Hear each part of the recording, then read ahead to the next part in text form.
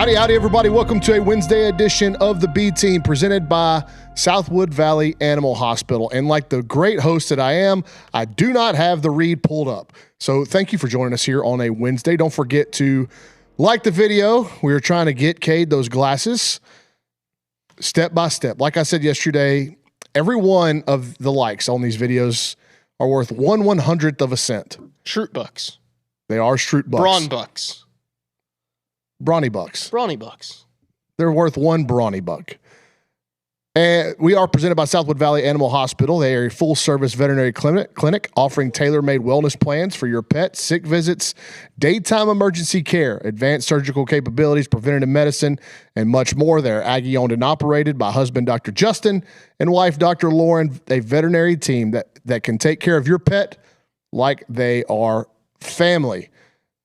Richard Zane to my left, Cade Bickham producing the show. As I said, there were a lot of topics that on yesterday's program that we did not get to that were on my rundown. So we are going to get to those today. But this being a top of mind sports show on a We Learned Wednesday, we got to start with what we learned yesterday in the college football rankings and our reaction to those. And I will start with the new chairman of the College Football Playoff Committee, Hunter Yurachek, sweating like a stuck pig in about a 45-second interview, seemingly with Reese Davis, once the rankings were revealed. I thought that was very telling. It was like a guy that was answering a line of questioning in front of a court more than it was a guy confident in what he had just produced and had enough of a grasp of it to talk about it comfortably. Yeah. Not only was it a line of questioning as though he was talking in front of a grand jury, it was a line of questioning in which the guy at the witness stand couldn't keep his story straight. He didn't know what he was saying or what their reasoning or rationale was. Yes, he talked out of both sides of his mouth regarding a couple of teams. We gotta stop these interviews. We gotta stop it. It doesn't matter who it is. Each one of them's worse than the one before. So it's interesting, though, that the two committee chairs so far have been Mack Rhodes, who was involved. Mack Rhodes. He was involved with his share of, well, he just had a lot of stuff on his plate at Baylor, and we understand that it may have been a Thanksgiving feast of stuff on his plate at Baylor. What was he eating? Well, however innuendo you want to get there, I don't want to get there. All I'm saying is he had a lot of stuff he was dealing with at his main focus and his main job in Waco. So what do? They pass the baton to Hunter Yurachek. Does he have anything going on in Fayetteville? Oh, how about he's just looking for a new head football coach? Why are we continuing to put athletic directors? Why do athletic directors have to be on the committee? I don't know. They are, whether you believe it or not, they are influenced by conference affiliation, by job history, by potential job futures. All of this stuff plays a role. They are human just like you and I are. I don't think we have to put sitting athletic directors on the college football playoff committee.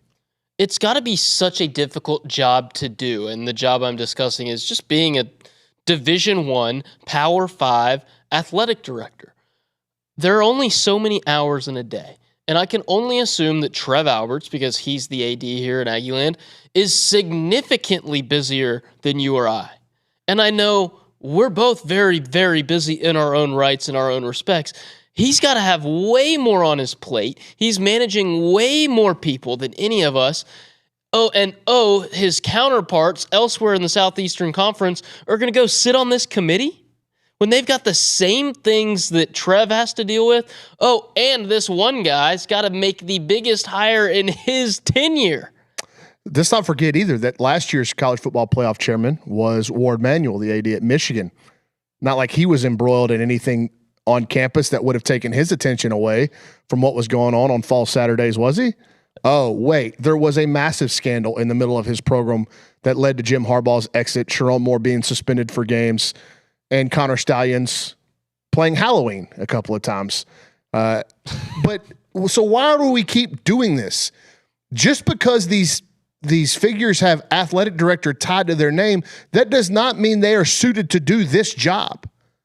In fact, as Richard pointed out, I can make a real argument that they are the least qualified people to do this job because the occupation that they have that pays their wages and is how they have elevated themselves in the realm of college sports is far more important and involves far more hours, manpower, focus in the day-to-day than they can probably sit down on Saturday and spend 8, 9, 10 hours watching college football. There has to be, inevitably, there's going to be people on that committee that intake college football games that they can't watch, much like you and I do. They watch the highlights on their phone. They watch the highlights on ESPN. They listen to what Greg McElroy says about some of these games. And you're taking, like, for instance, the A&M game on Saturday. I watched the highlights that were aired on halftime or at the end of the game, college football final. I watched those 3 or 4 times. They condensed that entire game and what happened into about 75, 90 seconds. How could you possibly know exactly what went on if that's all you're getting? And I'm not accusing anybody of solely looking at that, but there's just, you don't have enough eyeballs, and especially if you have major responsibilities on Saturdays, like Hunter Yurachek, like Ward Manuel, like Mac Rhodes, although his responsibilities may have changed recently, but you get what I'm saying. Yeah, I get what you're saying completely. Because I would love for the committee to be comprised mostly of maybe former head coaches, maybe former college football players. Coaches, players. I won't even limit it to just people who played the game, because I don't hate an unbiased media. Unbiased media. I don't know if that's such thing out there. I mentioned the name earlier. Condoleezza Rice served on one of these early committees. And now I don't know what her football background is other than being a ginormous fan like the rest of us. But if you can go find somebody of that ilk who has the knowledge and can be impartial, but also has the experience of sitting in boardrooms and making much, much tougher decision than who's going to play for a trophy on a gridiron, I'm not opposed to that either. Okay, so here are the occupations of the 2025 College Football Playoff Selection Committee members. I'm trying to count how many current ADs are on this thing. So Hunter Yurachek, Mark Harlan is the AD at Utah. Chris Massaro, that does have a school listed next to him. It just says athletic director. Carla Williams, the athletic director at the University of Virginia. David Saylor, the athletic director at University of Miami. Chris Massaro is the director of athletics at Middle Tennessee State. And Chet Gladchuk is the athletic director at Navy. So there are 1, 2, 3, 4, 5, 6 current sitting ADs on this committee. That's not a high number. The rest of them are Ivan Maisel, a sports journalist, Mark D'Antonio, former head coach. To me, if I could do former head coaches to comprise the entire group, the entire committee, I would lean more toward that. I like it more than what we've got right now with the ADs, but I don't love it just because, I mean, when you're dealing with human beings in general, you're going to have inherent biases. So the bias that immediately comes to mind here is, a D'Antonio. The game is significantly different than when he was at Michigan State. They play different styles. Well, the style is different, but the outcomes remain the same. So what does he value in what makes a good football team is what I'm saying. Is different. But I would trust him because he's been in it to have a little bit more, he'd be a little bit more understanding of what it is and looking at it through all windows. But let's just talk about what Hunter Yurachek said last night when he compared Oregon and Virginia.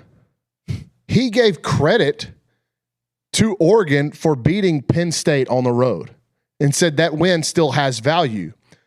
And shortly thereafter, he criticized Virginia for losing to Louisville because Louisville's season's gone off the rails, and that now we kind of view that as a bad loss. Well, hold on. What happened after Oregon beat Penn State? Their season went off the rails. Yeah, so and I don't like this concept that they are putting these teams in competitive pools, I think is the term they use. They're putting these teams in competitive pools, and when asked by Reese Davis about the comparison between Notre Dame and Miami, Hunter Yurchek said, well, we just don't have them in competitive pools right now. And then he started to talk about losses. I think seasons are built on wins, not losses. I would like to talk about wins first, not losses. And guess what? Miami has a head-to-head win over Notre Dame. And look, if they played today, would I pick Miami to beat Notre Dame? Probably not. But that's real-life evidence, tangible evidence that we have to go on. So I don't know. I think in the committee's mind, they are hoping that there's still enough space between Notre Dame and Miami where they don't have to make that decision because Notre Dame would get booted or their word would be worth nothing. You think Notre Dame's going to get booted? It's either Notre Dame gets booted in favor of Miami if they're close or the games don't matter. Well, we know the games don't matter. We know that. We know that this is the only sport where some it's games not matter. decided It seems like on the field. Some games matter. And every single time a committee member sits in front of a microphone and starts talking, the Eli Drinkwitz model that he laid out in Atlanta back in July, where it's like 36 teams or whatever, doesn't seem so crazy. Because then at least we would have head-to-head wins and losses deciding who moves on and who doesn't. Because we don't have that right now. And when it comes to Notre Dame versus Miami, because you have this on your rundown, I don't want to jump the gun and get there, but it seems like we're on a collision course to one of those teams getting in and one of those teams being left out.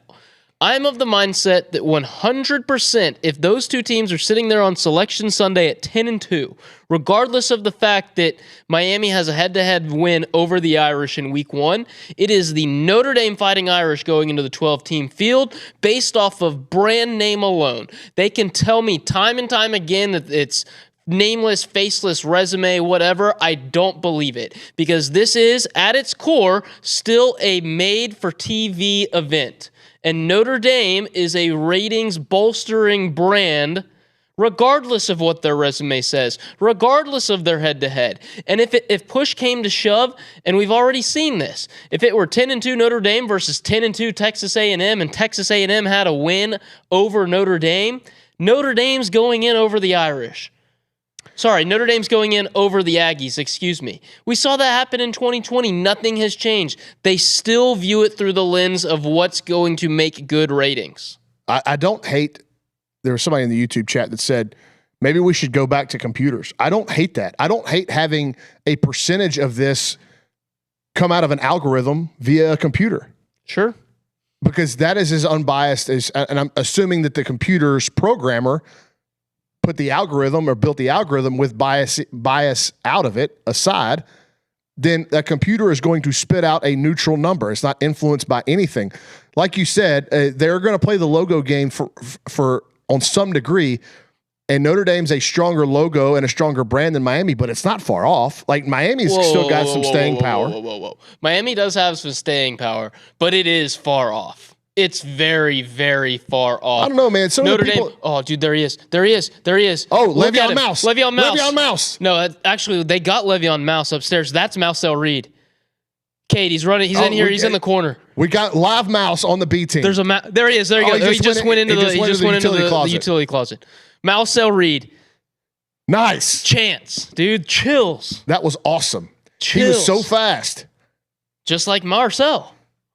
Do not tell the girls upstairs that, well, they're not watching. They're not watching. They're too busy doing TikToks. Yeah, working hard, making TikToks. But to your point, and Luke's one of the girls upstairs. I'm conceding that Notre Dame is a much bigger brand than Miami. Yeah. But Miami is not a nobody. It's not like you're putting Notre Dame in over Middle Tennessee. No, I agree with that completely. There's still a very good chance that Notre Dame. I don't know how the rankings are going to shake out, but as it stands right now, Notre Dame's a win or two or a loss or two from somebody ahead of them from hosting a first-round playoff game at Notre Dame Stadium.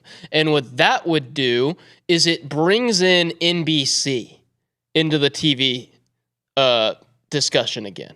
And it's another major network. We saw it happen last year when they played Indiana. That was on NBC. Notre Dame's marquee win this year is? Pitt. USC. 10-point win over USC, which is aging pretty well. Very well. Yeah, that USC team is pretty solid. Miami's marquee win this year is? Notre Dame. But they which is aging well. Else, though. Yeah, what's Miami's marquee loss? Miami lost to Louisville, right? They lost to NC Louisville. State. Virginia and Louisville. That's right. So those aren't great losses, but I'm all about wins. They've both lost 2 games, and one of those is head-to-head. If Notre Dame had lost to Florida State and not Miami, then this isn't even a conversation. Yeah, right. Notre Dame's still ahead of them. Not even. I wouldn't say Florida State's a bad loss. I would just say who's a middling Big Ten team? Michigan. I mean, that's the thing is there's a pretty big middle in the Big Ten. They don't want to admit it. If Notre Dame's other loss was to Mizzou. Okay. So they lost to Mizzou and Texas A&M. Ranked Missouri. And Miami would have lost to Virginia and Louisville. There's no argument from me. Notre Dame's clearly ahead. But we have actual tangible evidence, and I think that we start setting a very, very bad precedent for, number one, that the on the field results do not matter. Secondly, what is the incentive to schedule difficult out-of-conference games then? Well, we just saw that there's no incentive, man. Look at who's number 2, and look at what their head coach said at Big Ten Media Day. Yeah, he bailed Sat up there and snarked off. He spouted off, replaced somebody with Indiana State, and that's also going to be a key factor in the Heisman Trophy race because you don't have to schedule hard non-conference games. The SEC, what you want to say what you will about the 8-game conference schedule right now. I know Texas A&M's schedule broke a certain way. A&M shouldn't apologize for that. Neither should Texas the year before, anything like that. But the SEC has it right. Every team Miami lost to SMU, by the way. Yes, SMU and Louisville. Bad my bad. Yeah, bad loss. So the SEC has it right. Play your 8-game conference schedule, but you have to play a marquee non-conference game. The Big Ten doesn't require that. The Big Ten says, here's your 10. We're going to let you play Purdue and Northwestern, and you can get Maryland and Rutgers too. But don't worry, you don't have to schedule anyone out of the Big Ten or the SEC. Go ahead and load up on bread, Indiana State, Kennesaw State, stuff like that. Well, it's not just the Big Ten. The Big Ten does that. The Big 12 did it too. Well, the Big 12's a joke and always has been. That's a little boys' league compared to the SEC and the Big 10. Well, tell me I'm wrong. It's interesting that the folks in Austin, their reaction to this last night, they were tweeting through it. And there were some of their media members talking about how Texas got hit way harder for losing at Georgia than BYU did for losing at Texas Tech. BYU lost by 22 at Texas Tech. Texas lost by 25 at Georgia. Both teams that they lost to had 1 loss. Texas had 2 losses going into that. Correct? BYU was undefeated. Yes. That's why Texas got hit harder than BYU did. People are pointing this out, and it's a lost little argument that people seem to disregard. The committee weighs second losses way heavier than first losses. Yeah, there was easier to dox you. Dox you. DAQ. That's the name of the North Texas football stadium. I would also like to point out that this is kind of irrelevant, but Texas Tech, their 1 loss is to Arizona State, and Arizona State lost to Mississippi State. Yeah, and the committee starts to talk about quarterbacks being hurt and that there is precedent there. Let's not forget Florida State went undefeated in a season. They lost Jordan Travis, and because they lost their quarterback, they were held out of a 4-team playoff. But again, if that is going to be reasoning for one team, I think it has to stay consistent. It can't be, we like this team and they lost their quarterback, so we will give them the benefit of the doubt. It's got to be a determining factor for everybody going forward. So like Arizona State lost Sam Leavitt for a while. They also played without Jordan Tyson for a while. But to your point, Cade, that week 2 loss to Mississippi State, all the Arizona State guys were healthy. So that was a fully loaded Arizona State team that went on the road and lost to a bottom feeder in the SEC. And I don't think Mississippi State's a bad football team. They played a lot of close games. Yeah. But it just goes to show you that to swim in this league, you got to have sharks.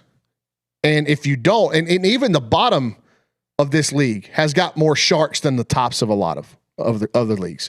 Florida? And it's funny how the Texas fan base now is using this as part of their pro get into the playoff argument. whenever 4 or 5 years ago, they didn't want to hear it.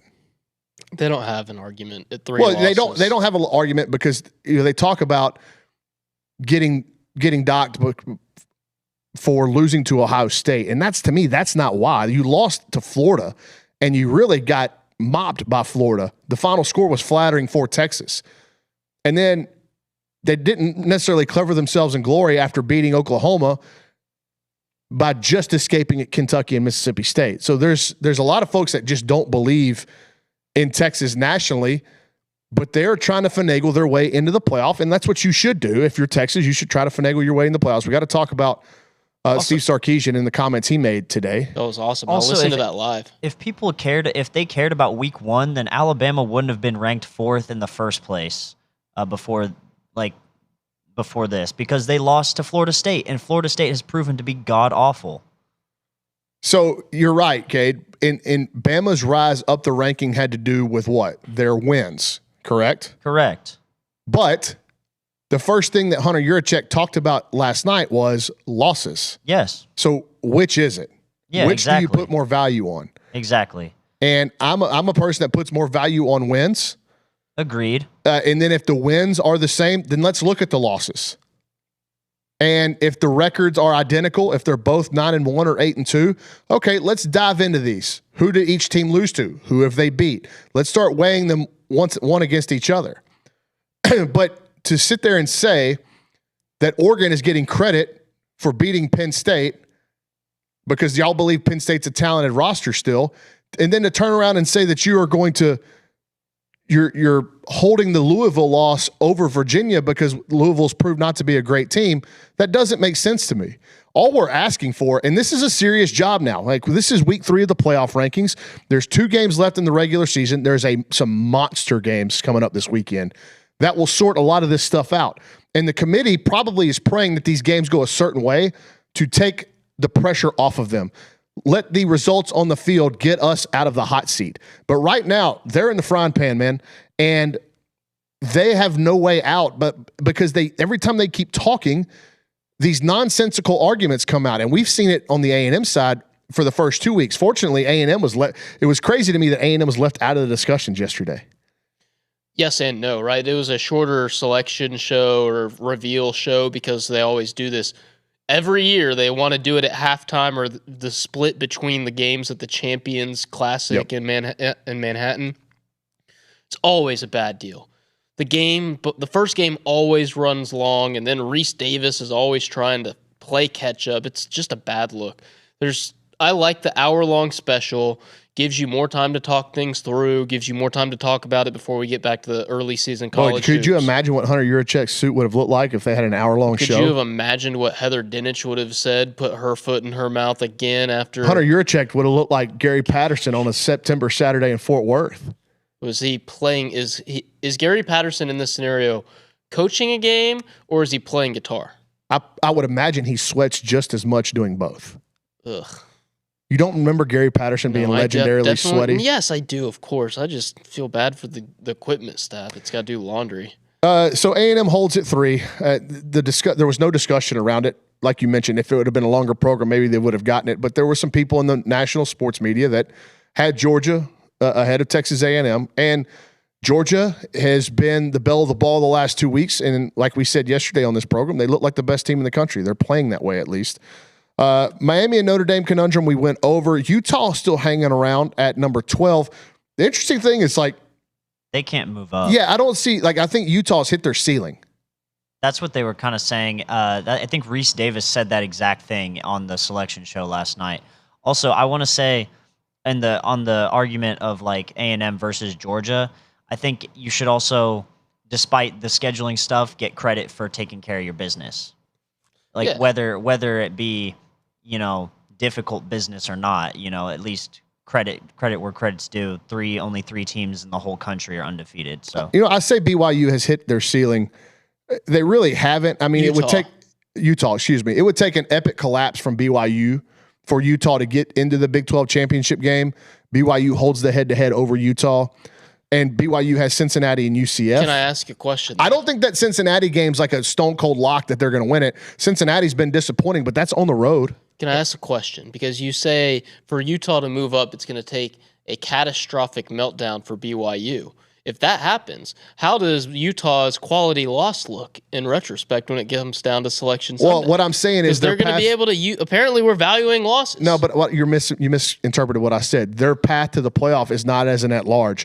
I'm talking about their path to the Big 12 championship game, and they would have to upset Texas Tech. Sorry. That's correct. And then they would get in. Hand up. They have the Kansas two-step their last 2 games of the season. Yeah, and Utah's playing pretty well. Like they're running the ball like crazy. They figured some things out offensively.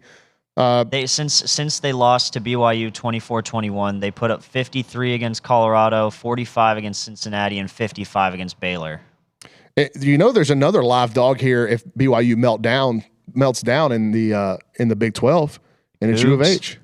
Yep. Well, I mean, and honestly, and Arizona State, they're also 5 and they're also they have 3 losses, but they're 5-2. Like they could still make conference championship. This could get really muddy in the Big 12. Could get nasty. If BYU loses, I don't think they're going to lose to UCF. They could definitely lose to Cincinnati though. That's a losable game. UCF is that would be embarrassing. That would be a loss worthy of dropping them. I mean, UCF is one of the worst teams in the league around Colorado, and they are terrible. Oklahoma State, the biggest dumpster fire in the country right now. But Cincinnati's still in it at 5-2. If they beat BYU, they would hold a head-to-head over them. That's another big game in the Big 12 this week. That's why that game last week, that Cincinnati loss to Arizona, was so big. Called that one. So the Big 12 needs BYU to be good. Otherwise, this gets really messy for them.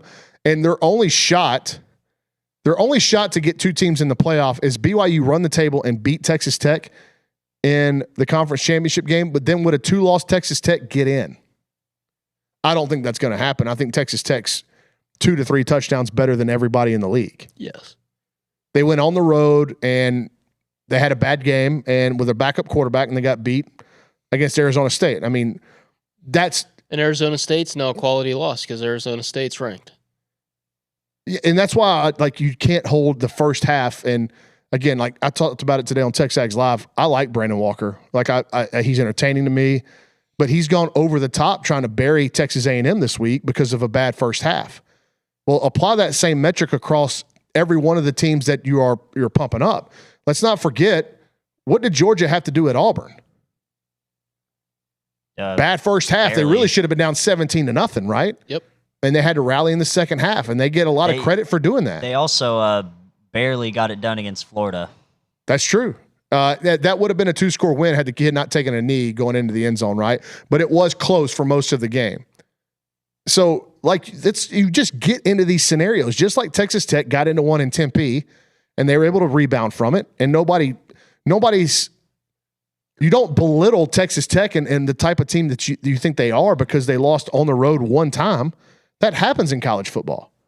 So I think people are, and maybe some of it with Brandon Walker is like him trying to be the heel, and that's part of kind of Barstool what they do. Brandon Walker's whole thing is he thinks that A&M's still on par with Mississippi State, and he can't grasp that we're I don't know significantly better than them. I do think he tries to be like he has these emboldened takes and he sticks by them, and but I think he's wrong on this A&M one, and but you can't have everybody on one side of an issue. Like there's been a lot of national media members overtly praising Texas A&M for the comeback, as we think they should. But inevitably, there's going to be somebody that looks at that and that says, I think his words that he used was he thinks A&M's fraudulent. Well, we'll see. We'll see. There's still a lot of football to be played for A&M. But that's such fraudulent? That's such an easy argument to make. If I say, oh, they're fraudulent, because, okay, I know we said we're done with it. I'm a Dodger fan. A lot of people said the Dodgers are fraudulent in late August and into September. The only way to prove you're not is to win it all. Texas A&M have to win the national championship for people to know they're not fraudulent? I don't think that the term fraudulent can be applied to this A&M team regardless. But that's exactly the way people on Twitter think, and that's exactly the way that audience thinks. You're screaming into the void here. I know. Like, the people on Twitter are designed to be trolls, especially if they're other fans. But I don't think you can call A&M fraudulent. I really don't. And let's go back again to the argument that we were making yesterday.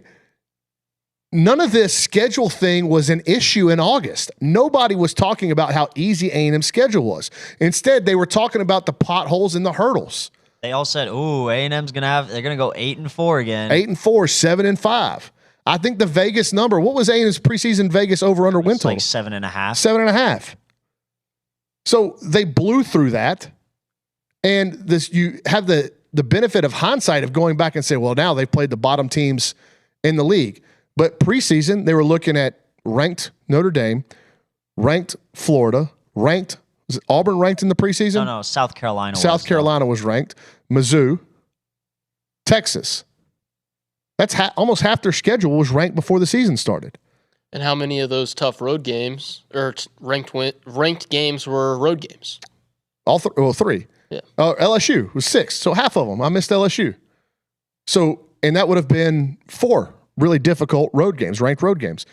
A&M has passed 3 of those 4 tests and will have a chance to have another ranked win in Austin in a couple of weeks, assuming Texas doesn't lose to Arkansas this weekend. I don't think they will. But who's going to be the head coach in Austin? Steve Sarkisian. He Allegedly. put all the rumors to bed. Yeah. Because we've never seen a head coach be demonstrative about staying at a certain place and then leave 24 hours later. That's never happened, yeah. That was a crazy SEC teleconference today. For those of you that aren't aware, each Wednesday, the 16 coaches in the league take about 10 minutes of their time, early morning, early afternoon. They just kind of talk for 10 minutes. They field questions from media on a Zoom call. I listen to it each week, just got to see what A&M's opponent is saying, what their head coach is saying. And what'd Sanford say? Well, Sanford wasn't on it this week, obviously. I didn't know. But then courtesy call. Got to see what Coach Elko says. Right? Sometimes he drops interesting nuggets in there, some newsworthy stuff. And Coach Sarkisian's right before Coach Elko. His time frame is 12:30. Coach Elko's at 12:40. And that opening statement was wild. Well, he had to address it. I mean, otherwise he was going to get hammered with it by the media that were on the teleconference. Somebody was going to ask him inevitably about it. So he had to address it. I don't blame him for doing that. And he was very demonstrative, like, pulled no punches. I'm going to be here. I came here to win championships. So we'll see. That, like I said, it's not nothing. Like, Desmond Howard doesn't come out and say that. The Texas media and some of the stuff that they've written between Saturday's game and yesterday gives you kind of a peek behind the curtain that there was something here. Now, maybe in the last 24 hours, Steve Sarkisian has squashed it and he's moving forward. That's certainly a possibility, but it wasn't nothing. Where there's smoke, there's some amount of fire? There was something going on. I have some tweets bookmarked. I'm just hoping. I should start bookmarking tweets. I read stuff and I'm like, man, that would be funny to come back to at some point a little bit later. But we got to talk about another thing that kind of got glossed over due to the brevity of the show last night, I thought was the G5 component to this. And Tulane now comes in as the highest ranked G5 team and thus would be in the field as the number 12 seed. Tulane's an interesting case here because not only are the Green Wave the odds-on favorite now to win the American, their schedule has a couple of big-time bad splotches on it. They got boat raced in Oxford by 35 on September 20th. And then they went on the road. And I think this was a Thursday night game because we talked about it on the B team, and I called this as one of my upset alerts. They got beat by 22 at UTSA, which I think the Roadrunners are 5-5. For the Aggies. Quality win. UTSA? Yeah, quality win for the Aggies. But I think the Roadrunners are 5-5 now on the year. So those are two bad marks for Tulane, two real blemishes for Tulane. The problem is there's not another team in that group of 5 that is got any more of a sterling resume. Usually it's super easy to decide who's going to get that spot or who's going to be the group of 5 team that challenged to make that 4-team playoff back when that's what our format was. But there's no unbeaten team right now. And everyone had been led to believe by the ESPN playoff predictor or whatever, the computers, whatever algorithms they had out there, that James Madison was going to be I thought James Madison should have been to be in that, to be ranked or to get the group of 5 spot once South Florida went down. So I was stunned Stunned to see Tulane. Interesting about Tulane and James Madison, their head coaches majorly linked in the last day with some of these big jobs being open. A report came out about an hour before we went on air from Zach Abelverdi, a writer that covers Florida for Rivals, that John Summerall was planning on meeting with Florida about their head coaching vacancy. That was rebutted within 45 minutes that the meeting had been called off, reported by Pete Nakos. Then you have Bob Chesney as the odds-on leader now for the Penn State job. So these G5 coaches that are looking to get their, historic seasons for their university. James Madison, wasn't too long ago, they were playing FCS football. Mm-hmm. And they could potentially be in the college. This is like a English Premier League team getting promoted and playing potentially in the Champions League or the Europa League. Like, this is what we're talking about, a small club that has worked their way up the ladder and with a chance to play for the biggest trophy out there. Yeah. And so these are remarkably historic seasons for Tulane, potentially, for James Madison, for Memphis. I know they've fallen off, for USF. And these head coaches are now, like, it's such an intriguing time because the calendar requires it that if you're leaving your school, you better be taking these phone calls and you better be looking around right now, even in the midst of all this. And we're seeing it with Ole Miss. But all of these G5 coaches that have schools, that have teams that are in the discussion right now are dealing with this. Alex Golish, Bob Chesney, John Summerall, Eric Morris. They all, to varying degrees, have dealt with their head coach looking at other jobs or being interviewed for other jobs. It's fascinating. It's a fascinating time, and it's due to the calendar. And I listened to Josh Pate today, and he, one of the things that it was his yesterday show. One of the things that he went off about is the calendar, and he mentioned, how do we change this so that this is all, it flows and it's not overlapping each other, and you've got teams that are going to be hosting playoff games or playing playoff games during the middle of the transfer portal. You've got teams that'll be playing playoff games and preparing for playoff games while they're trying to close a signing class.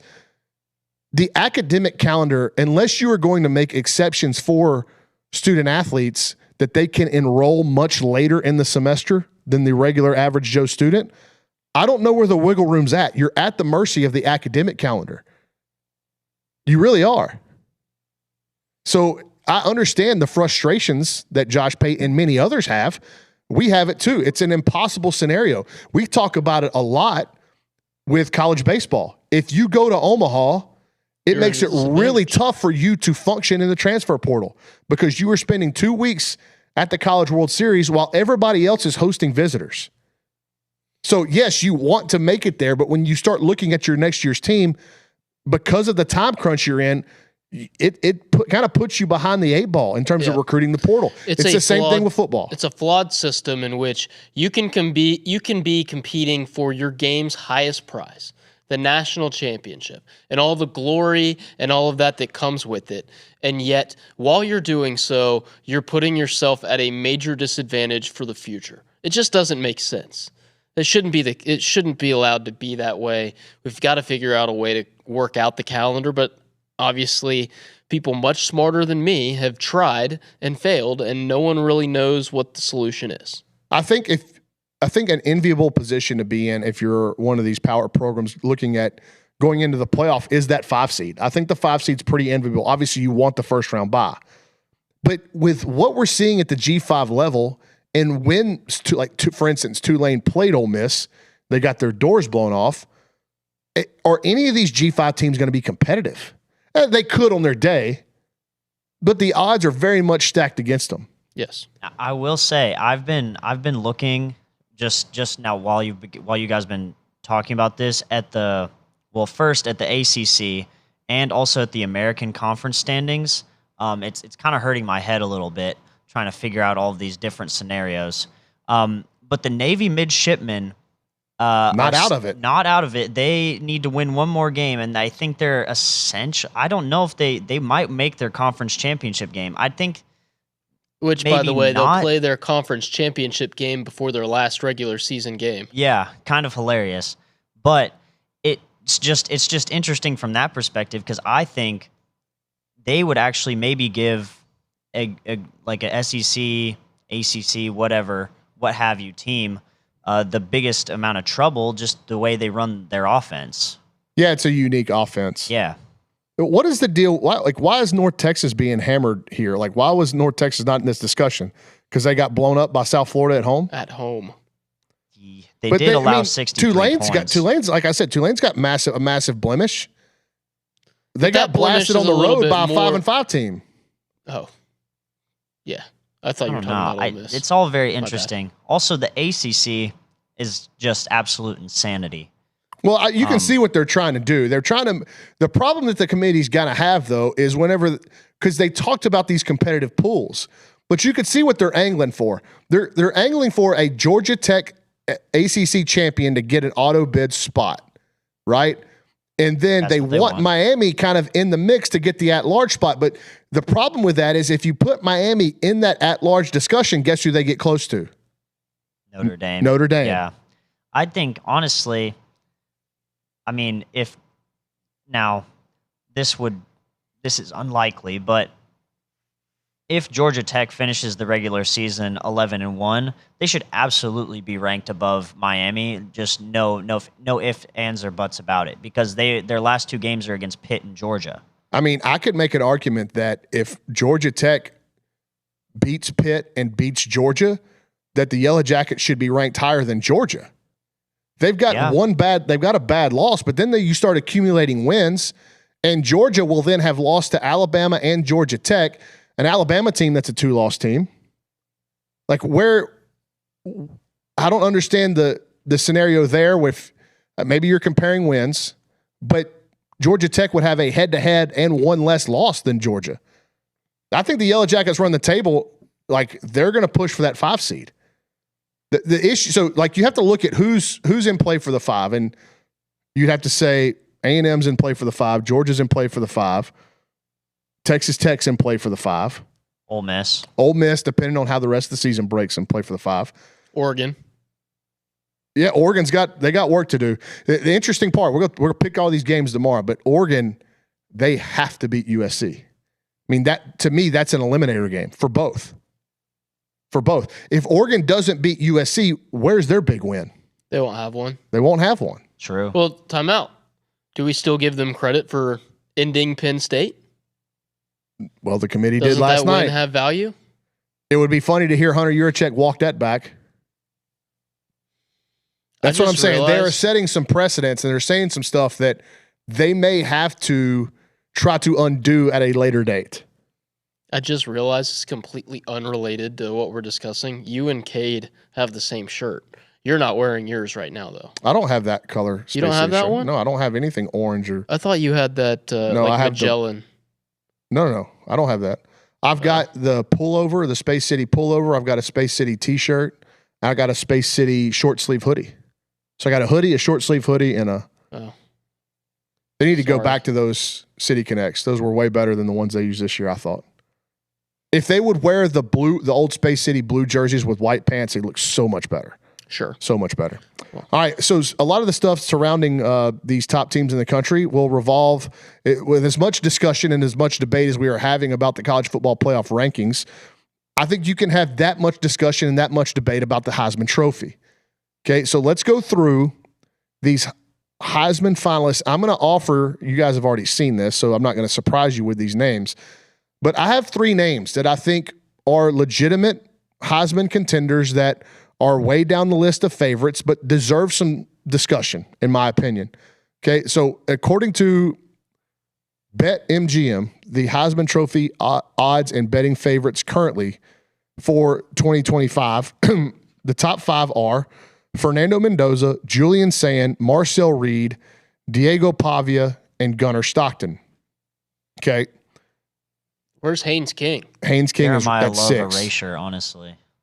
Haynes King's at 6. So Jeremiah Love? Let's go through this. And part of not my criteria for winning the Heisman Trophy, but a lot of the Heisman Trophy winners they're vaulted into the discussion, or they're vaulted into the league, or they vaulted into the pole position for the trophy based off a Heisman moment. By the way, Fernando Mendoza is minus money right now, minus 115. Fernando Mendoza has a Heisman moment that was made by his receiver. Yes. 1,000%. And if you want to talk about him just engineering the drive, that's awesome. They went 78 yards, 2-minute drill to score. You can argue he still throw the pass. It's still the best example of body control I've ever seen from somebody. However, like you said, Fernando Mendoza's getting credit for the Heisman moment from a play that his receiver made. Let's Marcel not compare. Reed, Don't you compare don't want to yet. compare? Not you don't yet. Want to compare? Please, let's just talk about the moments, right? These Heisman moments currently as they sit on November 19th. That is Fernando Mendoza's Heisman moment. It was made by his receiver.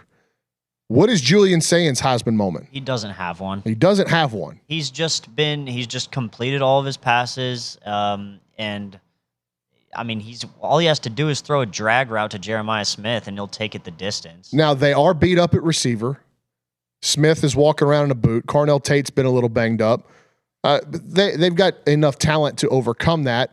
Julian Saint has been really good. And like Kate said, he's been extremely efficient. He's missing a Heisman moment. Will he ever get one? I don't know that. Maybe against Michigan. His chance. That's his chance. If he has a really great game, that's his chance. And the Big Ten championship. They just had a blowout win this last week where he threw for less than 200 yards and only one touchdown. Yeah, so he's throwing the ball. He's protected by the best offensive lineman on the field that the defensive lineman cannot get through. I mean, there's the talent gaps, the talent canyons between him and the opposing team they're just too great. He's throwing to the best receivers. Yeah. I don't think they've got great backs, but they've got good backs. That's one area where you're going, they don't overwhelm you talent-wise. That's the argument you've brought up multiple times. I'm not even sure he's the best player on his team. No, but he's the quarterback of the best team in the country. Which kind of highlights a problem with the Heisman Trophy. It's no longer going to the most outstanding player in college football. It's given a lot of times to the quarterback of the best team. Very rarely, have to go back and I guess last year was a great example of it going to perhaps the best player. Yeah. And that was Travis Hunter, who impacted the game on both sides for a very bad Colorado team. They were 10-2, or no, 9-3 last year. 9-3. So very bad, and very bad is relative, right? When the Heisman Trophy is typically given to a team that's got 0 or only 1 loss, 9-3 is pretty bad. True. Thank you for keeping me honest. Yes, I appreciate that, dog. RG3 got the Heisman with a 3-loss team as well. Yeah, RG3 got the Heisman and lost by 35, 38 points at Kyle Field that year. Correct. Yeah. 78 players have won the Heisman Trophy. 38 of those 78 winners have been quarterbacks. That's approximately 49%. But quarterbacks have, is this correct? Can you go look at this, Kate? This is off of ChatGPT. Quarterbacks have won 15 of the last 17 Heismans. Let's think. So Travis Hunter, obviously not one of them. And would you go back to Mark Ingram? When are we starting from? What year are we starting? Start counting the most recent ones. Okay. So let's go back to 2000. Okay, I'll go back to 2000. So give me the non-quarterbacks. Travis Hunter, not a quarterback. Devontae Smith, not a quarterback. That's 2. Derrick Henry. 3. Mark Ingram. 4. Reggie Bush. 5. That's it. So 5 and 25. This will be the 25th year, and it looks like a quarterback's going to win it. So it'll be 5 and 25 years. Well, I guess you count 2000, so this is 25 years. That's a pretty dominant run, man. That's 20 out of 25 are quarterbacks. But so you're right. It has evolved into the quarterback of the best team. Or if the quarterback of the best team's numbers are not up to snuff or anywhere to get him in contention, then they go to the most gaudy statistic on a winning team. So that's the RG3. These names, Jaden Daniels at LSU. That team wouldn't. I mean, they didn't put up crazy numbers. They had 3 losses as well. Caleb Williams at USC. Bryce Young at Alabama. Joe Burrow's the obvious one. Kyler Murray at Oklahoma took him to the playoff. Baker Mayfield at Oklahoma took him to the playoff. Lamar Jackson, not the best team, but put up crazy numbers. Marcus Mariota took him to the playoff. Jameis Winston took him to the playoff. Johnny Manziel. You could make the argument they were the best team at the end of the year. And crazy numbers. Yes. Cam Newton, national champion. So, Sam Bradford. Julian saying no Heisman moment yet. Marcel Reed, pick one. I would still say the drive against Notre Dame and the throw to Borkacher stands out as his Heisman moment. But the drive against South Carolina is going to be remembered for a long time as well. But I think Marcel has got a bigger Heisman moment and a more responsible, I guess the word. He authored the Heisman moment more so than Fernando Mendoza did. It was still a great catch by Borkacher, but it wasn't some otherworldly toe drag that we've never seen before type of catch. Regardless, remember Marcel's got a Heisman moment. He evaded the rush to set it up. Diego Pavia, I'm shocked to see that he is plus 1,600 and in fourth. Vanderbilt has completely been glossed over. They're number 14 in the rankings. They've still got 2 losses. They got to play Kentucky and Tennessee. I think, is it Kentucky and Tennessee? I think that's they've got left. That's correct. And that Tennessee win, if they win that game, that's their one. He's getting by on a lot they of need that game. Yeah, and that's the only way they've got to stay alive. I mean, that's their last data point, and I just still think there's going to be so much that happens around them. They're going to be right there on the cut line on Selection Sunday, and somebody's going to steal a bid somewhere. Yeah, I don't think, assuming chalk holds, Vandy's not getting in, even if they beat Tennessee. But Diego Pavia, does he have a Heisman moment yet? I mean, they beat LSU. Well, so I would argue that that was a long run. I would argue it was the win against Auburn. Hold on, let me find the stats for the overtime. Game. Yes, the double overtime. Yeah, he was pretty insane. It was like 400 yards. He ran for 100 more. Yes, like 6 total touchdowns. Threw for 377 and 3 touchdowns, and he ran for 112 and a touchdown. Oh, only 4 scores on 6.2 yards a carry. Yeah, so an enormous night. Decent. So when you look at Diego Pavia and Haynes King, I think you would have to say that there's not 2 more important quarterbacks to their team success in the country. I know that analytically that was true of Haynes King at least through like 8 or 9 weeks of the season, where Georgia Tech's success was tied solely to how well Haynes King played. And that was it, because they didn't have much around him. So Haynes is still in the discussion. He comes in at number 7 on the list. 6 on the list, excuse me. Comes in at number 6 on the list. Behind him is Jeremiah Love at 7, Jeremiah Smith at 8, and Ty Simpson is at 10. I'm going to talk about number 9. How? He's plus 15,000. So essentially, he's going to have to do something crazy. Bama's going to have to go to the SEC title game. He's going to have to win it. That list you provided, like, those dudes should be ahead of him. So here were the names. And one of them is the 9th best odds. So we'll start with him first. Jacob Rodriguez, the linebacker at Texas Tech, another finalist for the Bednarik Award that Cassius Howell is also a finalist for. Jacob Rodriguez, when you put his numbers up against Manti Te'o, and I know that the year that Manti Te'o went, it wasn't a strong Heisman field. And Manti Te'o had a lot of the stuff that Richard talked about earlier. Notre Dame middle linebacker. He was getting catfished, now we know. But all that story that went on, it helped the media hype. When you go look at the numbers, though, it's not even close. Jacob Rodriguez has had a better season at Texas Tech than Manti Te'o did at Notre Dame. So Manti Te'o finished 2nd in the Heisman that year. I think Jacob Rodriguez should be more in the discussion to at least go to New York for this award. I looked at his stats. Like, he's got a lot of forced fumbles, few interceptions. He's got 1 sack. 1 sack as a linebacker. Off the ball linebacker. He's impacting. I know they don't get to the quarterback too often, but Damian Sanford's got like 4 sacks. And that dude was supposed to be a backup. I would say that the forced fumbles, fumble recoveries, and interceptions those are important. Very, very important. More important than sacks. More impactful to winning than sacks, yes.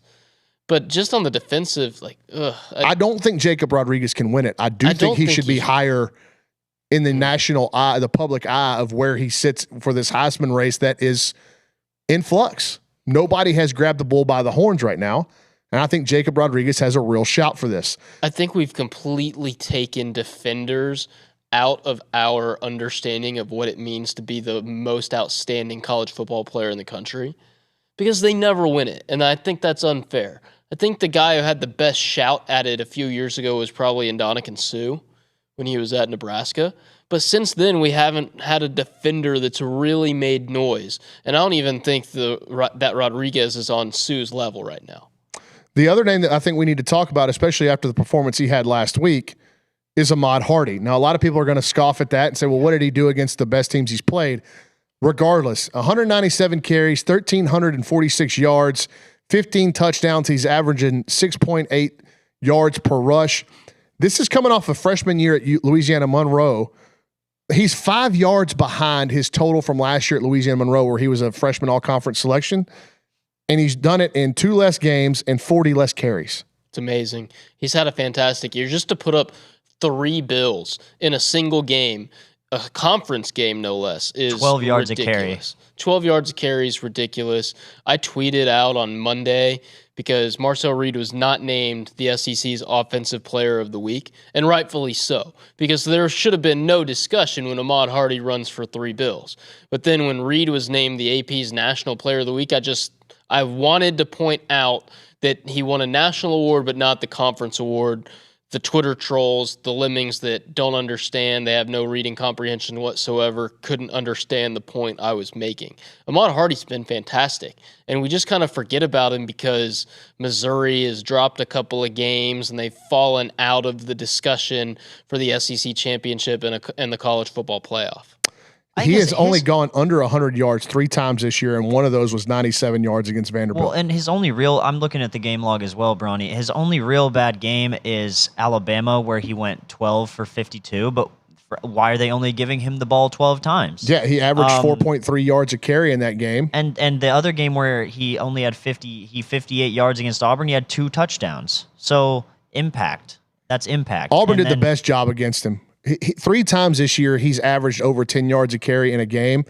He's got 18 touchdowns, and he has got, 15 touchdowns and 0 fumbles. 0 fumbles in 197 carries.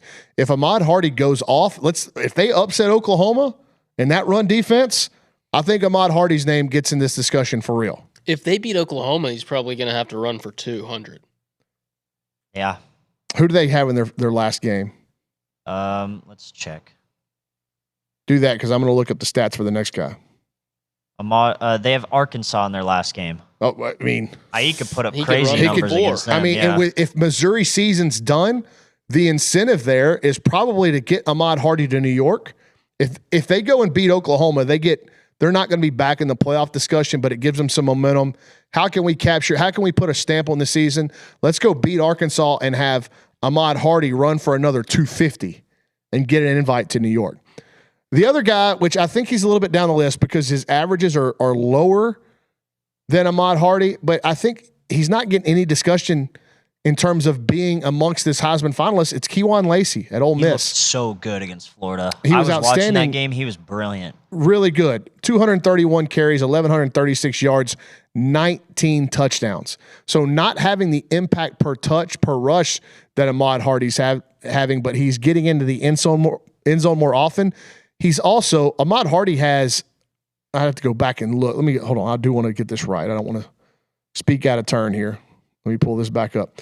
Ahmad Hardy has 6 catches for 22 yards on the season. Catching the ball out of the backfield is a big part of Kejuan Lacey's game. He's got 24 catches for 139 yards out of the backfield, but it's 19 touchdowns. It's the highest performing player on a playoff team or playoff projected team. And he, to me, has stolen the Heisman shine away from Trinidad Chambliss. Yeah. They're 1-3 in the entire country. Ahmad Hardy and Kejuan Lacey are 1-3 in the whole country in rushing yards. Now the issue is, you look at the game log for Kejuan Lacey. He does have way more stinkers, sub 100-yard games than Ahmad Hardy does. But he ran for 49 yards against the Citadel. Well, they took him out and they weren't going to stat pad there, right? And it's an interesting discussion as we start to look towards Samford this weekend. And Marcel Reed, how long do you let him play? Yep. If I know Mike Elko, it won't be very long. Like, he is not going to risk anything going forward against Samford that could derail a potentially special team season to try to stat pad for Marcel. And Mike Elko's told us that. He, in no uncertain terms in one of his recent press conferences, says if you came here to pad stats, you're at the wrong place. A&M's not going to do it. And it puts Marcel at a disservice when you're just comparing stats with him and Mendoza. Remember what Heisman Mendoza did against Indiana State. right? Yeah, and they left him out there. They left him in the game. They let him pad his stats. Fine. I'm not saying that's anything that's right or wrong, right? That's coach's decision. It's a kid's decision, whatever. But A&M's not going to do that. So when push comes to shove and you've got voters who are just looking at totals, it's going to put Marcel Reed at a disadvantage. I don't think Texas A&M's going to care if they're playing for bigger trophies than the one that's given out in New York City. Fernando Mendoza, 19 of 20 for 270 yards, a completion percentage of 95%, 5 touchdowns against the Sycamores in week 3. I do not anticipate Marcel Reed's line looking like that. Not saying that he couldn't, but I don't think he'll be on the field long enough to get to there. If they'd have to put up a lot of points in one half. I think one half, probably the first quarter. I think you give him.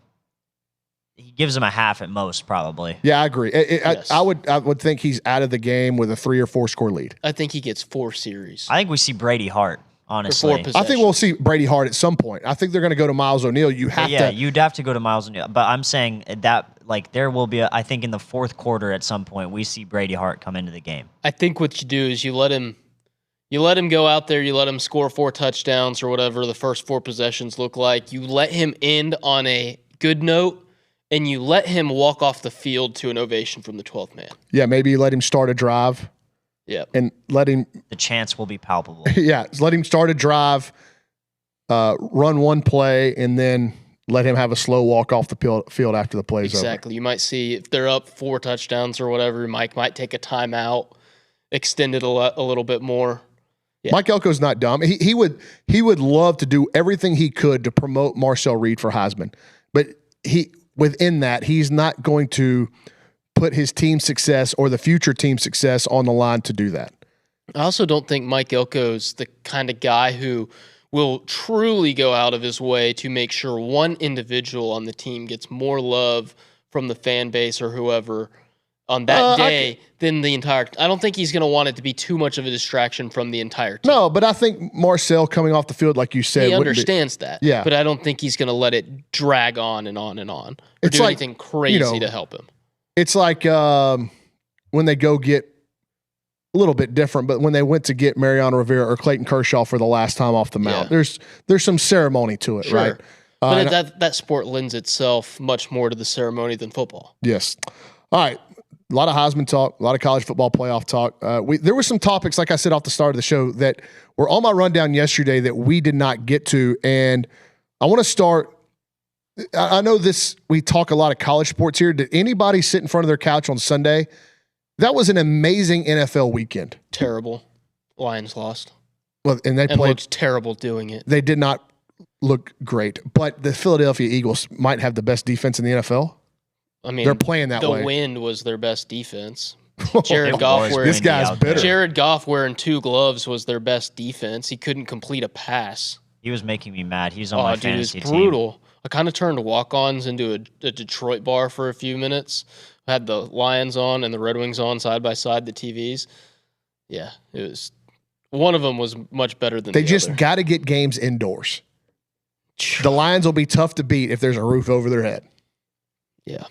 Those northern cities in the NFL that play with open stadiums, they're tough right now. And they're going to get. How about Buffalo's building a new open air stadium? And they're the biggest culprit. Cleveland's is going to be covered, correct? I didn't realize Cleveland was still playing professional footall. Yes, you did. Shedeur Sanders is their starter now. I know one player who plays for the Cleveland Browns. What'd you just do, Cade? Oh, you showed your wrist. Perfect timing. Yeah. Speaking of Cleveland, and the one player that you do know, Myles Garrett is on pace to break the NFL single season sack record. Monster. And the cut-ups that people post online on Twitter after the Browns games, like when they snap the ball, there are 3 people moving toward Myles Garrett, and he still gets to the quarterback. This guy, it's hard to fathom that he is the same species of being as me and everybody else. I saw a fun stat for him. I guess this can be. Can I make this my We Learned Wednesday? Sure. I saw a fun stat. It was he had his get off in the game against I can't even remember who they were just playing. But his get off in that game was 0.6 seconds, and previously before The highest one, or the fastest one this season was 0.73 seconds, and that was also him. He's insane. Yeah, 6 straight seasons with at least 12 sacks. He's a freak. I love it. He's the youngest player ever to 100 sacks, surpassing Reggie White. What I love about this year is that he is putting all the question, all the debate to rest as to who the NFL's Defensive Player of the Year is, because it really reminds me of the argument people made a few years ago when Mike Trout was healthy and at his prime, right? You could give him the MVP every single season because he's undoubtedly the best player in baseball. You could give Myles Garrett the Defensive Player of the Year award every single season because he's undoubtedly the best defender in the NFL. Kate, I need you to look up some names real quick. But voters and whatever, they were looking for reasons to spread the wealth a little bit. I love that he's not going to give anybody an opportunity to do so this year. I need you to look up the ages of the following players, Cade. You ready? Calais Campbell.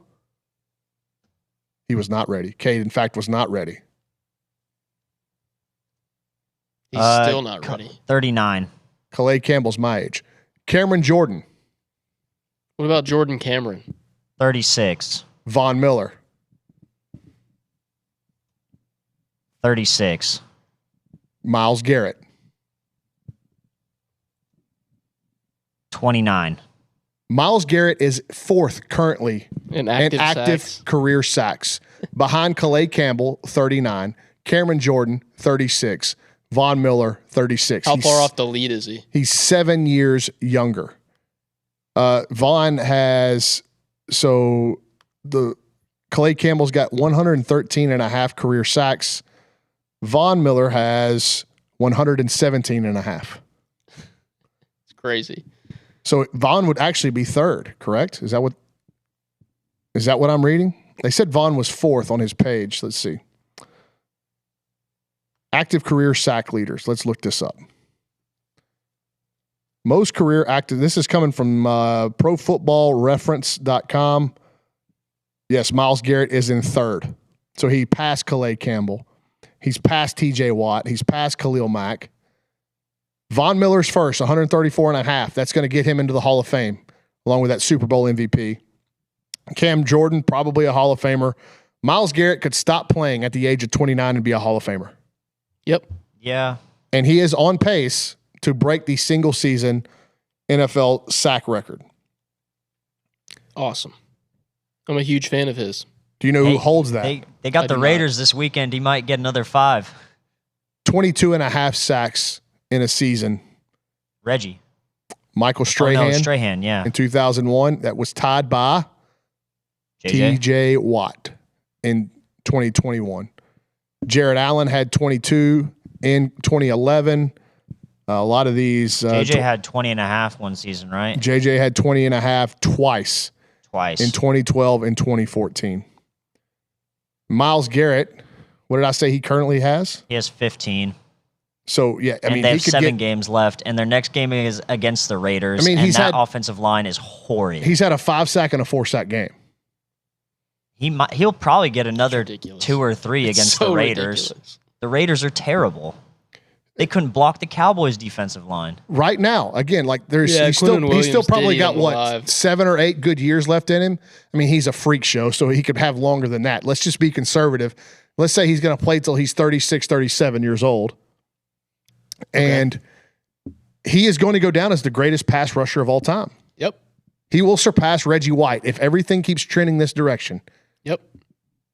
Yeah, no arguments. And it's funny if you go back and you look at the photos of him at Arlington Martin whenever he's in high school and he was getting recruited and he was doing the off-season conditioning stuff, and he's running next to guys that are clearly normal humans. Like these guys are probably insurance salesmen, accountants, engineers, all that stuff. And Myles looks like something that was computer generated and put on this earth. Yes. I remember because I was in school at the same time as Myles, and I was on campus one day walking towards the MSC, and the Reed Rowdies had a basketball hoop set up. They were trying to sell shirts and drum up support, and all of a sudden, and somebody got a video of it. It was on Twitter for a while. I have no idea how to find it. It's Myles Garrett just coming through and dunking on the hoop. He was such a freak show. So he would just play pickup with the boys at the rec too. Cade, my headphones died again. Pit change. Come on, pit crew. I need 4 new tires and gasoline. Would you be Dick Trickle since your name's Richard? Would that be your doppelganger? It wouldn't be my first choice. We got to talk too about Josh Allen. God, dude, he's so good. Because much like Myles Garrett is chasing some historical stuff and etching his name into the record books, Josh Allen's night against the Tampa Bay Buccaneers last week, a wild 44-32 win for the Bills, included something that 2 people in the history of the National Football League have done. And Josh Allen is one of the 2, and he's done it twice. Josh Allen, 19 for 30 for 317 yards and 3 touchdowns passing. Josh Allen also ran 6 times for 40 yards, 3 touchdowns rushing. 2 people in the history of the game of football have done that at the professional level. It's Josh Allen and Otto Graham. Who can forget Otto Graham? Yeah, who could forget Otto Graham? Josh Allen's done it twice. I also looked this up when you put it on here. He's got the most 3 passing touchdown, 1 rushing touchdown games of all time with 10. And he's got the most 3 passing touchdown, 2 rushing touchdown games of all time with 3. He's insane. He's got to have something in his mantle over the course of his career to stamp him as one of the all-time greats, but the numbers do. But for right now, he is just a unicorn of a human being, a unicorn of a quarterback, much like Lamar Jackson. They need a Super Bowl ring. Both of them deserve a Super Bowl. Lamar Jackson's got 2 MVPs. Yeah, he does. Josh Allen was the MVP last year. Correct. On his way to being an MVP this year. No. Whoa. Drake May. Okay. He's leading. Hold on. Leading the league in passing. Daniel Jones. 20 touchdowns, 5 interceptions. He has more touchdowns and less interceptions than Josh Allen. He's not running the ball as much, but still. And the Patriots are 8-2. Is he married to Haley Steinfeld? 9-2. Rocket. No, he is not. That you make a good argument. I mean, Drake May is in the discussion. Josh Allen's in the discussion as well. Cade Bickham, ball knower. I thought at one point Baker Mayfield was playing his way into that discussion. If the Browns were any good at all, Myles Garrett could be in that discussion. Yeah. Jonathan Taylor in the discussion. Jonathan Taylor could be in that discussion. That dude's a monster. Good call. Speaking of in the discussion, and I think that... Oh my gosh, hold on. Matthew Stafford. Matt Stafford. 27 touchdowns, 2 picks. Or the Rams could be the best team in the league. 27 touchdowns, 2 picks. Their defense is playing out of their minds, too. That's Aaron Rodgers. That's like Aaron Rodgers in his prime numbers. That's a good call. Matthew Stafford's still doing it at 37 years old. Tough. To hear him and Clayton Kershaw talk about what was the guy's... Jake Felt. Legend. Jake Felt. He was legend. Better than all of them in high school. He set the Texas high school record, 6 rushing touchdowns. The state championship game, yep. 0 passes. Matthew Stafford doesn't win the MVP simply because of his veneers. In the chat says Jackson Smith and Jigba, incredible. But the Seahawks got smushed last week. Sam Darnold kind of rides some highs and lows, and if you're going to be a receiver MVP, you're at the mercy of your quarterback. What'd you say, Cade? I said he was seeing ghosts. Oh yeah, again. He's resurrected his career, no doubt. Sam Darnold. The last 3 years have been much better than the previous 3. Last year was incredible in Minnesota. It was wild. And they won 14 games. Seattle's another team in the NFC West that could win the Super Bowl. Sure. The Rams are playing out of their mind. The right NFC is interesting. Their playoff picture is kind of fun. There's a lot of teams you didn't expect to be outside looking in right now, and there's a lot of newcomers that like the Bears. We're not talking about them. The Bears, the Chicago Bears, sit atop the NFC North. Yes, I know. Trust me, I know. But their schedule...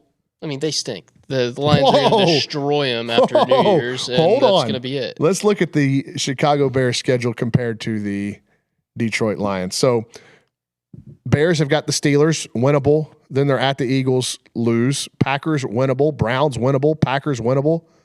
49ers, winnable. 49ers are weird. Lions, loss. Yeah, they're going to lose. But it's the in Lions. Chicago, so better chance. Oh, it's outdoors. Jared Goff's going to wear 2 gloves. See, there you go. We're screwed. 2 gloves, Cade. Would it make you feel any better if No. it was Ben Johnson that slit your throat? No, Okay. because I'm dead. Either way, Either way, I'm dead. I'm not feeling good. Well, let me ask you this. Very quietly, We're going to talk Devon Achane now? yes. Oh, yes. My please. all-time favorite football player that I've ever covered, best football player I've ever covered. In 3 years in the league, he's turned into quietly a top 5 skill player, maybe. He's 3rd in the league in rushing. I think he's 1st in the league amongst receiving for running backs. His yards from scrimmage is top 5 in the league. And if he was doing this anywhere other than Miami, Florida right now, Yeah. where I have completely flipped my script on Mike McDaniel, Bum. and I think a lot of people probably have, Bum. Devon Achane would be a household name, should be a household name with how he's playing. Yeah. I agree with that. I saw you put on the rundown, Brauny, is he a top 5 running back in the NFL? I would go as far to say he is top 3. Jonathan Taylor. Behind Jonathan Taylor. Saquon. And like Derrick Henry. Saquon. Well, Derrick Henry's Maybe. Like, I mean, I don't know, Saquon this year, not fantastic. Like, Yeah, but are he we did the talking reverse hurdle this year? Are we once, talking so- this year? If we're talking this year, it's Jonathan Taylor and then Achane and then Bijan. James Cook has got 960. James Cook is good, but Rico think Dowdle's had a great year. James Cook benefits from getting to play with Josh Allen, though. That's true. I mean, Tua is Tua stinks. he throws so many hospital balls. Sometimes it looks like he's flipping a bowling ball out there. Tua just wants everybody on the team to have as much brain damage as he does. But the way he throws, it looks like the ball weighs 12 pounds. But it was so funny to me. The NFL tweeted this. Jahmyr Gibbs. Sorry, I totally forgot. Jahmyr Gibbs. I would put Jonathan Taylor, Jahmyr Gibbs, Thank you. Achane. Very kind of you to help pick up my spirits after this weekend, Cade. Where is Jahmyr Gibbs? Let's see. He's rushed for 732. 730. He's 10th in the league. He do a lot of his damage as a receiver out of the backfield. He does. He has 334 receiving yards Dude, what this is this season. guy's deal with Olin? What guy's deal? Figurine champ. Every day.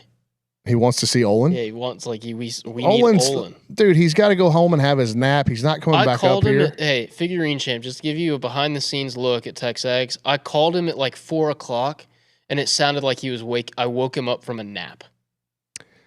Like, he's been asleep for the last 3 hours. Devon Achane, 54 catches for 370 yards. Old folks. 4 they need their touchdowns sleep. receiving. Yeah.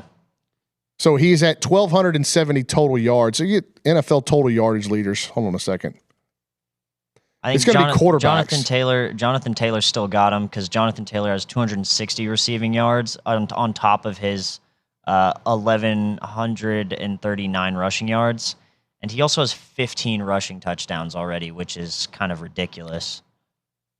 How does Jahmyr DK have 1,500 total yards? They count return yards? They're probably counting return yards, yes. Yeah, I don't have the time right now. If they're doing all purpose, then yeah. Yeah, I don't have the time to filter through all these, but I would think that running backs and receivers, yards from scrimmage, I think Achane would have to be in the top. I mean, maybe behind Jonathan Taylor, and that's it. Yeah, probably just behind Jonathan Taylor. Some of the runs that Devon had on Sunday in that game in Madrid were crazy. It was insane that the way he's maneuvering around these defenders and making something out of nothing. The Dolphins are bad. They're bad. Their offensive line's bad. I think their quarterback's bad. This guy is head and shoulders their best player and has overtaken Jalen Waddle as their best player. Which is crazy to think. After what we watched in 2020, when Jalen Waddle was just a ridiculous guy in that Alabama receiving room, and A&M was just fighting to make the college football playoff, ultimately left out. And then we finally got to see Devon Achane arrive, ironically in the same stadium he now calls home, running down that sideline. Trivia that question: orange ball. Who did Achane score his first collegiate touchdown against? Gosh. Is it going to be Alabama?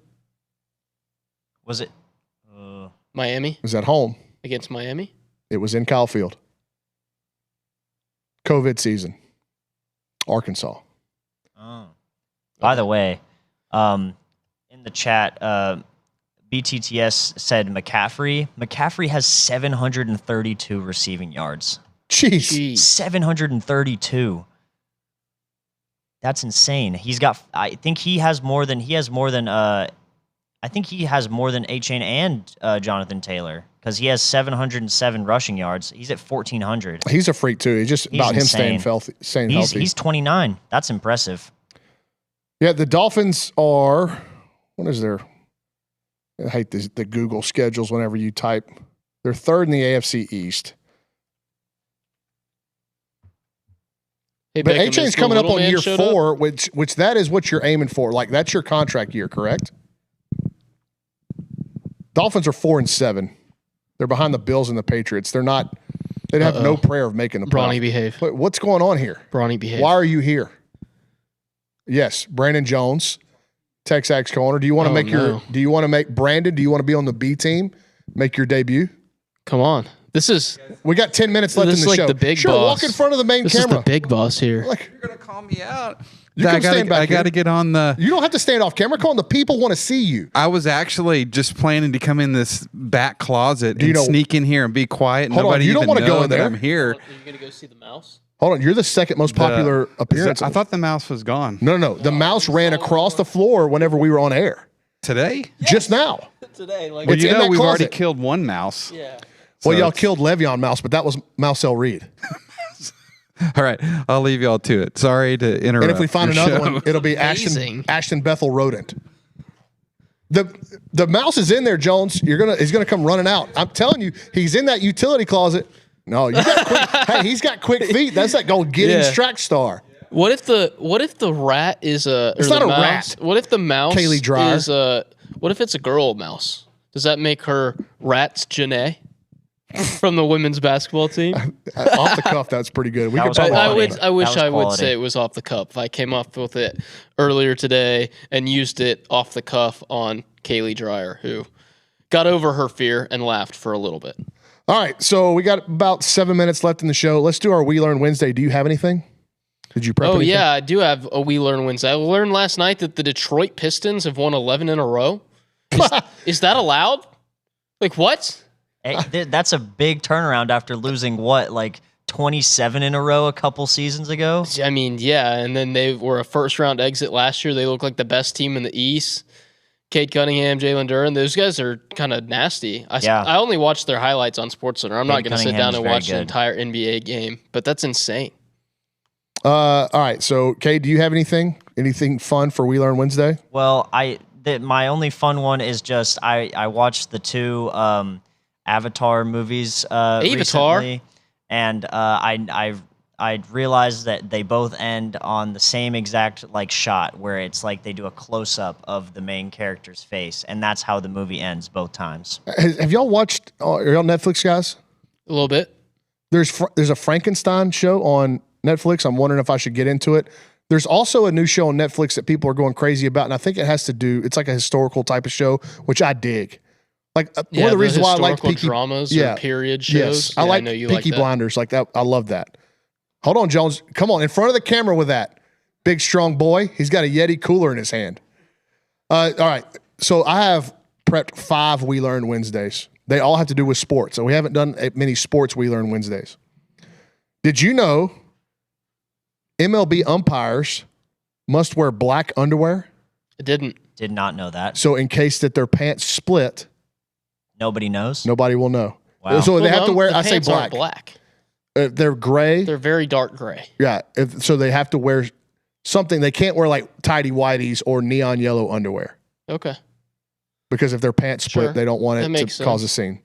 Have you heard the story of Doc Ellis and his no-hitter? Yes, I have. Yes, There's I a have. documentary Yes. about it. I've watched it. So Doc Ellis, for those that don't know, pitched a no-hitter for the Pittsburgh Pirates against the San Diego Padres on June 12th, 1970, while reportedly being under the influence of LSD. LSD. He took the psychedelic drug in Los Angeles before flying to San Diego for the game, arriving just hours before it started.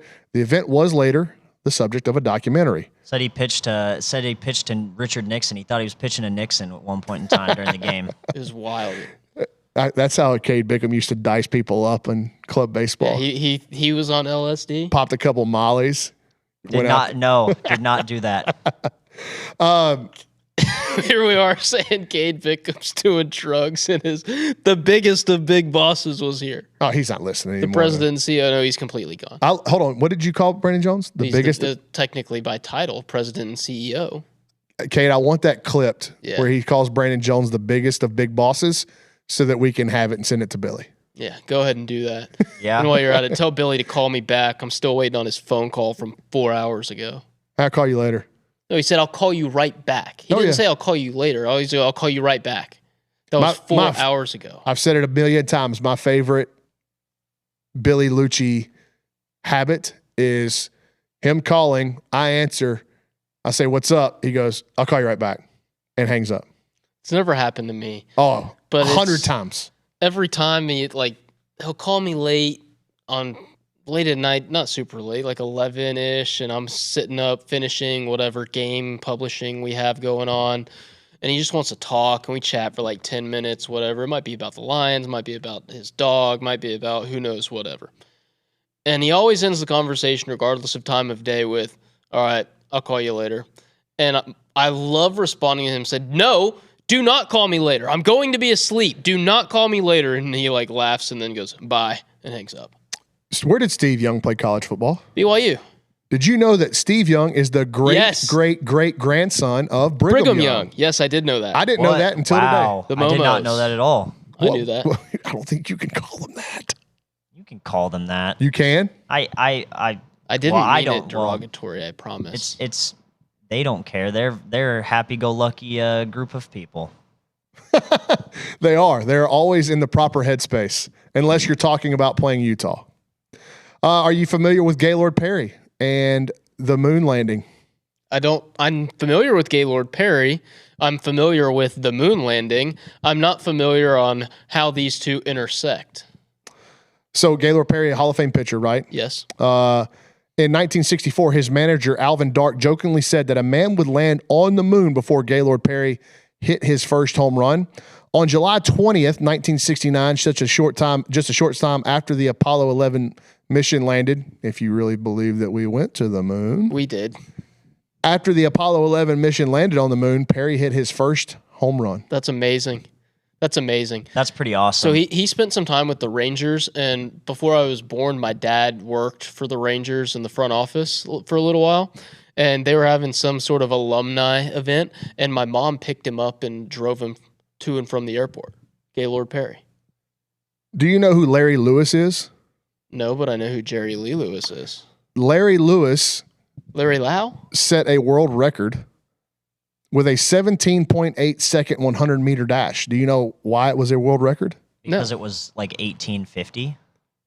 Well, because he was basically born in 1850. He ran a 17.8 second 100-meter dash at 101 years old. Jeez. Oh, wow. That's very impressive. That might be faster than I can run it at 39 years old. Wow. That's incredibly impressive. 18 seconds? 17.8 seconds. You could go way faster than that. Dude. We used to have to run 20 100-meter dashes in under 16 seconds for conditioning. When I was playing college ball, was the worst conditioning. Oh, that's striders? 2000. Yeah, but that's for baseball guys, we had some guys on our team that could fly that were probably sub 12 second 100-meter guys, but a lot of us weren't. So that was pretty much hoofing it for a lot of guys to make it under 15 seconds, 16 seconds. That last 30 meters is brutal. And then it was so funny. Dead legs. At McNeese, there was new Thunderdome Thursday idea. Reese Nygren, absolutely not. We're going to make you run 20 100 meters and we're going to watch. Is he high? He must be. He's got on a new drugs. haircut. He's feeling himself. At McNeese, the strength and conditioning coach who was overseeing our conditioning would stand at one end of the 100 meters and he wouldn't check to see when we finished on the other end. There's one guy that was running it. He'd blow his whistle, start his watch. So when you were starting next to him, he was just kind of guessing on when you finished on the other end because there wasn't another coach down there. So we had guys that would I don't know how they pulled this off, but the high jump mat and the pole vault mat were next to each other on that end. They would run through the line and they would like bust it to be first. And then they would run around the mat and just kind of lay behind it because he couldn't see. There were so many bodies between him and those mats. They would just run around the side of the mats and lay down and skip 3 or 4 of them. Genius. That's why we didn't win very many games. Genius. Brilliant idea, though. They got out of it. Genius. All right, we'll be back. We have no Thunderdome Thursday idea bit. No, we're going to make Reese Nygren run 100 meters. We might be doing another Tower of Power. Those things seem to be very popular. So we've done Pop-Tarts. We've done Little Debbie's. We could be on Doritos, potato chips. Richard doesn't like potato chips. Good, but Doritos feels like we're limiting ourselves. Well, yeah, maybe we discover the best Pringles flavor. Ooh, I like Pringles. Once you pop, you can't just have one. let's not bring that up. We'll see you tomorrow Well, on Thursday edition of the B Use Team. the photo.